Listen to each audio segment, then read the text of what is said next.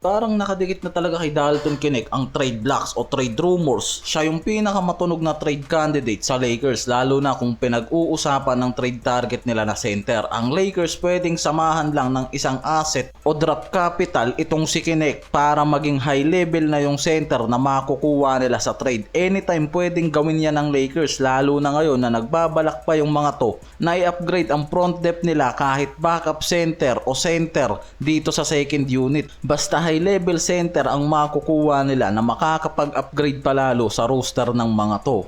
Kung pagbabasihan mo kasi ang Lakers fans at ang front office, salungat yung mga gusto na mangyari niyan. Ang LA fans mas requested ang wing depth sa trade, samantalang ang Lakers front office, especially itong si Rob Pelinka, mas pina-priority talaga ang center sa trade ngayon. Hindi naman ganun kakomplikado kung gusto talaga nitong si Pelinka na gumawa ng mabigat na trade para lang makakuha ng isang matinding backup center nila. Ang Lakers last season kasi ang pinaka naging problema yung front at perimeter depth na mismong dahilan bakit sila dinomina nitong Timberwolves, lalo na nitong si Rudy Gobert sa gitna at mga elite guards mula kila Edwards, DiVincenzo at iba pa. Kaya yan yung talagang pina-priority nitong si Rob Pelinka na malutas para hindi na maulit ang naging problema nila sa nangyaring playoffs round at exit sila sa first round. Kaya nga nila kinuha itong si DeAndre Ayton na starting center at Marcus Smart na maglilid sa perimeter defense at elite guard stopper yan. Yan ang naging unang movement talaga ng Lakers para sa problema nila sa defensive depth.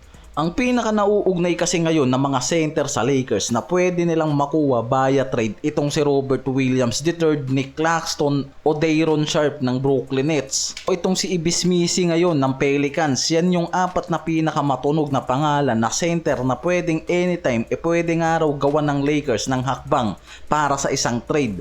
Yung mga center na yan kasi sa report halos hindi rin nagkakalayo ng mga trade value para sa Lakers. Isa sa mga yan pwedeng makuha talaga ng Lakers basta nasa trade package itong si Dalton Keuchel at may pagpipilian lang ang LA Lakers na expiring contracts mula kila Gabe Vincent, Hachimura, Maxi Kleber, at yung expiring na yan yung pwede rin nilang magamit sa trade, plus meron silang draft capital mula sa 2030 hanggang 2031.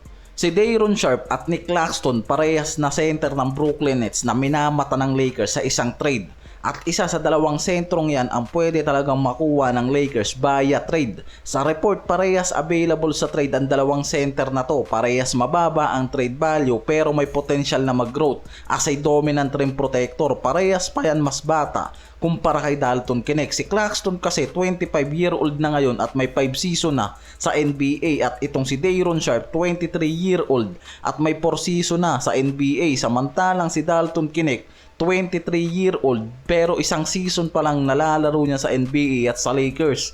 Late bloomer mga pare ko kung tawagin. Kaya kung papipiliin talaga ang Lakers, mukhang mas papabor talaga sa trade itong si DK para makakuha ang Lakers ng trade sa center mula kay Nick Claxton o Day'Ron Sharpe.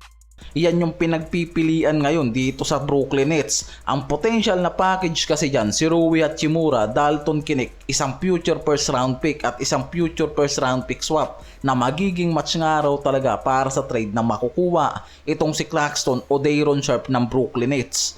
Ayon naman dito kay Anthony Irwin ng Clutch Points, nakikipag-ugnayan na ang Lakers sa Blazers para i-check ang availability ni Williams sa trade.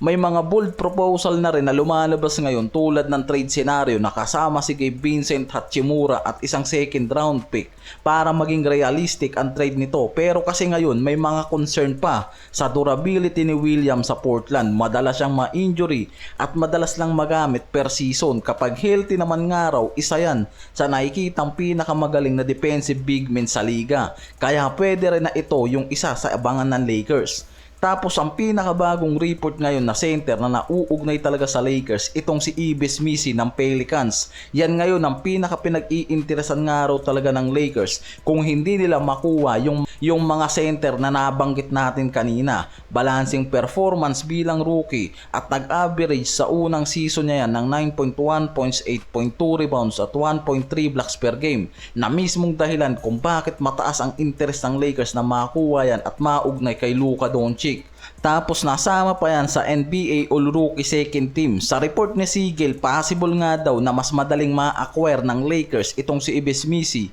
kumpara sa ibang option tulad nga nila Robert Williams, Kessler, Claxton at iba pa dahil nga sa mas mababang kontrata nito na pumapatak lang sa 3.3 million para sa susunod na season na may dalawang team option pa. Kaya walang injury history katulad ni Williams itong si Ives Missi na mas lumilitaw na mas mataas talaga yung potential na ito yung makuha ng Lakers, isang young center na pwede nga raw maging love threat kay Luka Doncic.